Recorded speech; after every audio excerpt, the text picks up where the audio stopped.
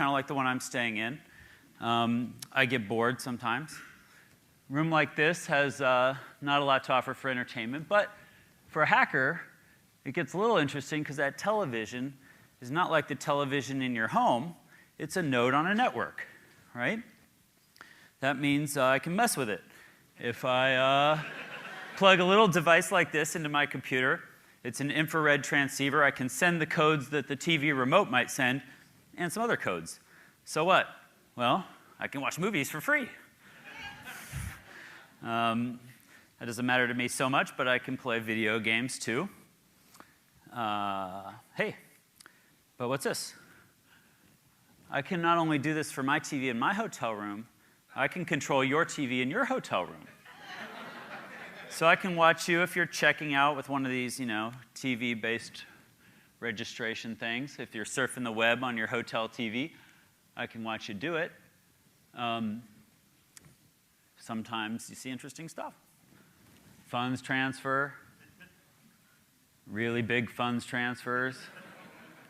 You never know what people might want to do while they're surfing the web from their hotel room. But the point is, I get to decide if you're watching Disney or porn tonight. Anybody else staying at the Affinia Hotel? All right. This is a project I worked on when we were trying to figure out the security properties of wireless networks. It's called the HackerBot. This is a robot we built that can drive around and find Wi-Fi users, drive up to them, and show them their passwords on the screen. We just wanted to build a robot, but we didn't know what to make it do, so we made the pistol version of the same thing. This is called the Sniper Yagi. It's for your long-range password sniffing action. About a mile away, I can watch your wireless network. This is a project I worked on with Ben Laurie to show passive surveillance. So what it is a map of the conference called Computers, Freedom, and Privacy. And this conference was in a hotel, and what we did is we put a computer in each room of the conference that logged all the Bluetooth traffic.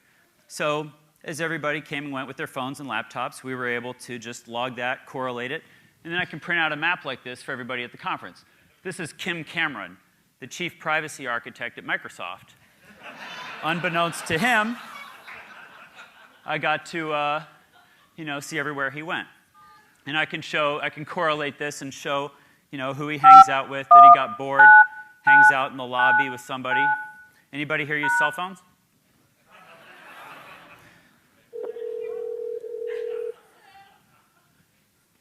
So my phone is calling.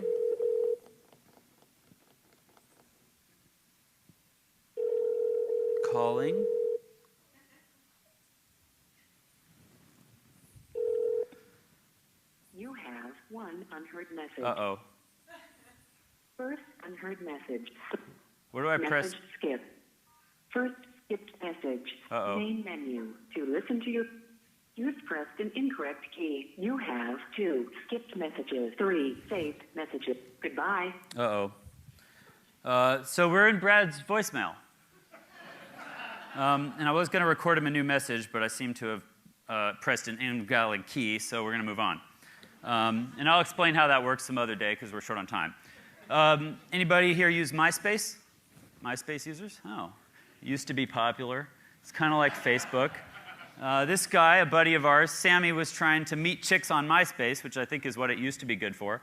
And what he did is he had a page on MySpace about him. It lists all your friends, and that's how you know somebody's cool, is they have a lot of friends on MySpace. Well, Sammy didn't have any friends. So he wrote a little bit of JavaScript code that he put in his page so that whenever you look at his page, it would just automatically add you as his friend. And it would skip the whole acknowledgement response protocol of saying, is Sammy really your friend? But then it would copy that code onto your page so that whenever anybody looked at your page, it would automatically add them as Sammy's friend too. And it would change your page to say that Sammy is your hero.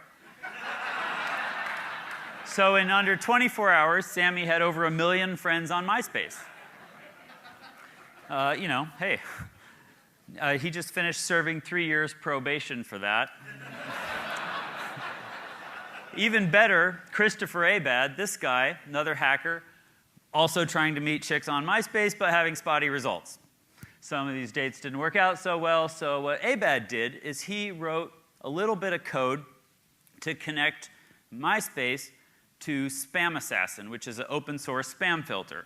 It works just like the spam filter in your email. You train it by giving it some spam, train it by giving it a little bit of legitimate email, and it tries to use artificial intelligence to work out the difference, right? Well, he just trained it on profiles from girls he dated and liked as legitimate email, profiles from girls he dated and not liked as spam, and then ran it against every profile on MySpace. Outspits girls you might like to date. I think, what I say about Abad is I think there's like 3 startups here. I don't know why we need Match.com when we can have spam dating. This is innovation. He's got a problem, he found a solution. Anybody use these bloop keys for opening your car remotely? They're popular in, well, maybe not in Chicago, okay. Yeah.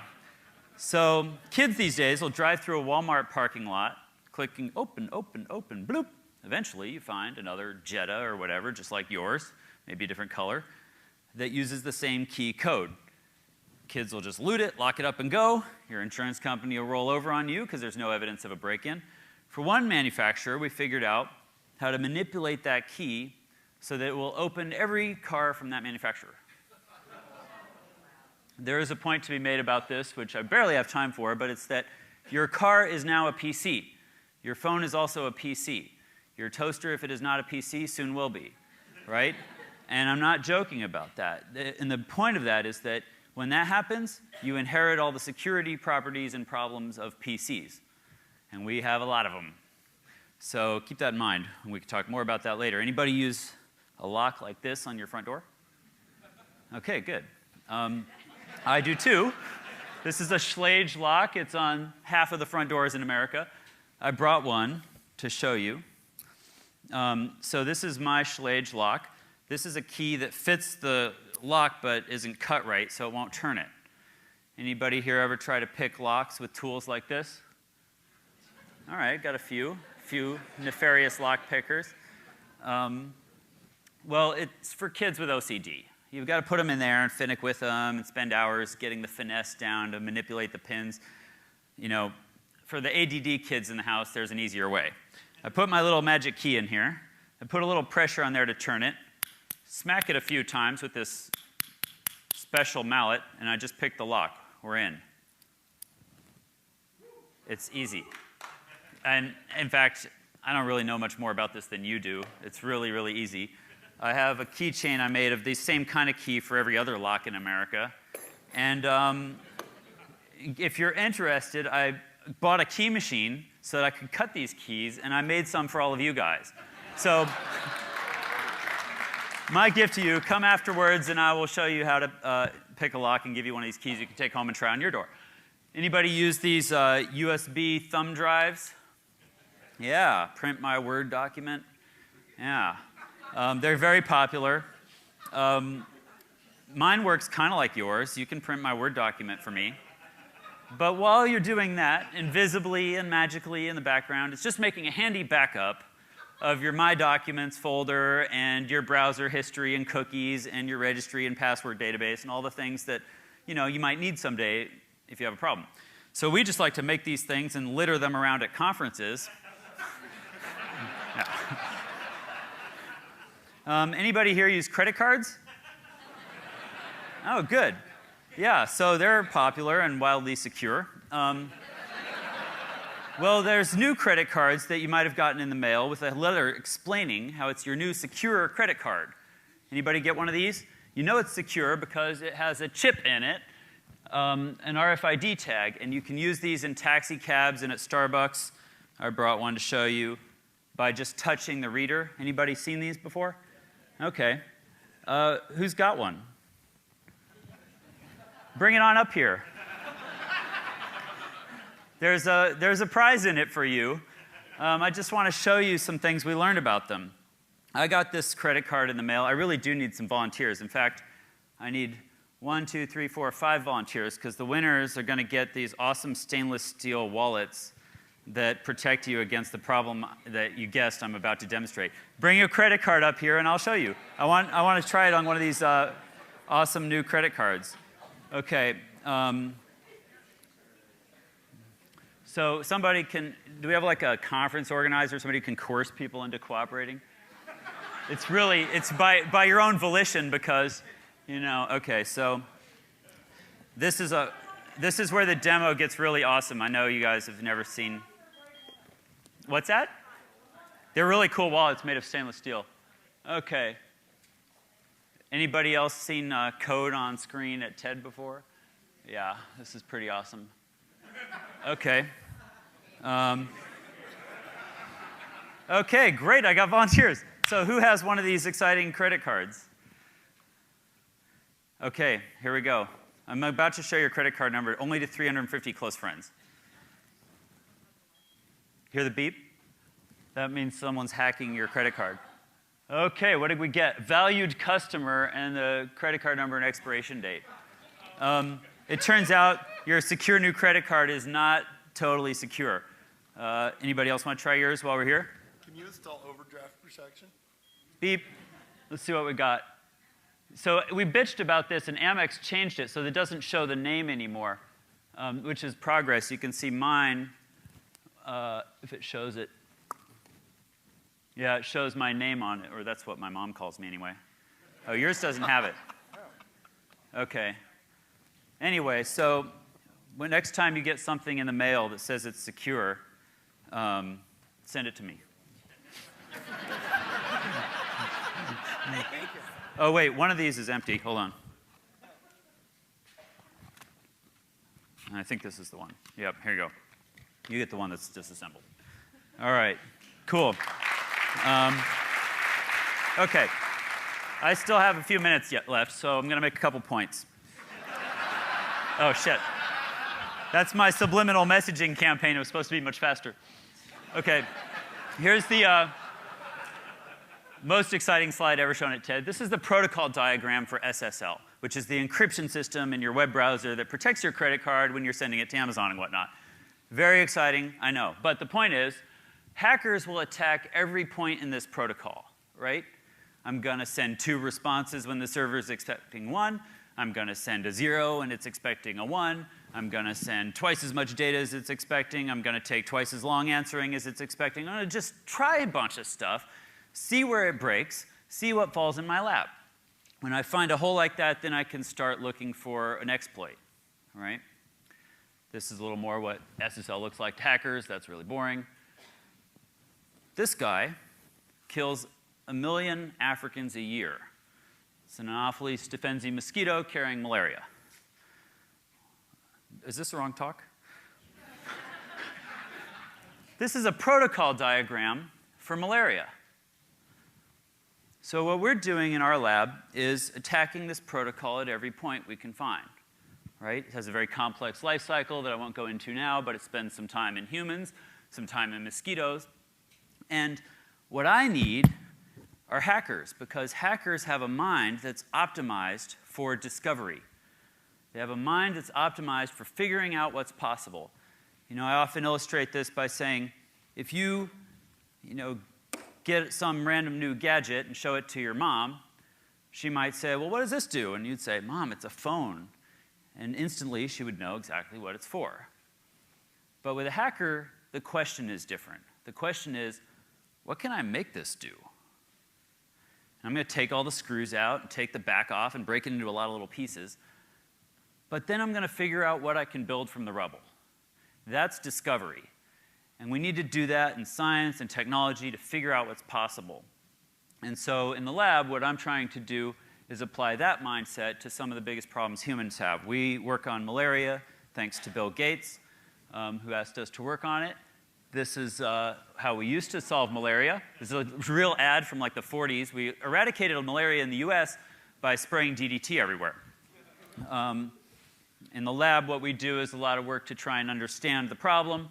This is high-speed video. We have a badass video camera trying to learn how mosquitoes fly. And you can see that they're more like swimming in air. We actually have no idea how they fly. But we have a cool video camera, so we, yeah. Costs more than a Ferrari. Anyway, we came up with some ways to take care of mosquitoes. let's shoot them down with laser beams. This is what happens, when you put one of every kind of scientist in the room and a laser junkie. So people thought it was funny at first, but we figured out, we can build this out of consumer electronics. It's using the CCD from a webcam, the laser from like a Blu-ray burner, the laser galvos from a laser printer. We do the motion detection on a GPU processor like you might find in a video game system. It's all stuff that follows Moore's law. So it's actually not going to be that expensive to do it. The idea is that we would put a perimeter of these laser systems around a building or a village and just shoot all the mosquitoes on their way in to feed on humans. And we might want to do that, for your backyard. We could also do it to protect crops. Our team is right now working on characterizing what they need to do the same thing for the pest that has wiped out about 2/3 of the, I think it's about 2/3 of the orange groves in Florida. So people laughed at first. This is a video of our system working. We are tracking mosquitoes live as they fly around. Those crosshairs are put there by our computer. It just watches them, finds them moving, and then it aims a laser at them to sample their wing beat frequency, figure out from that, is this a mosquito? Is it an Anopheles stephensi? Is it female? And if all that's true, then we shoot it down with a lethal laser. So we have this working in the lab. We're working on taking that project into the field now. All this happens at the Intellectual Ventures Lab in Seattle where I work, and we try and take on some of the hardest problems that humans have. And this is the money shot. You can see we just burned his wing off with a UV laser. He's not coming back. Kind of vaporized his wing right there. Yeah. They love it. I mean, never got called by PETA or anyone else. I mean, it's the perfect enemy. There's just no one coming to the rescue of mosquitoes. Sometimes we overdo it. Yeah, so anyway, I'm going to get off stage. This is the Intellectual Ventures Lab where I work. Basically, we use every kind of scientist and one of every tool in the world to work on crazy invention projects. So, thanks.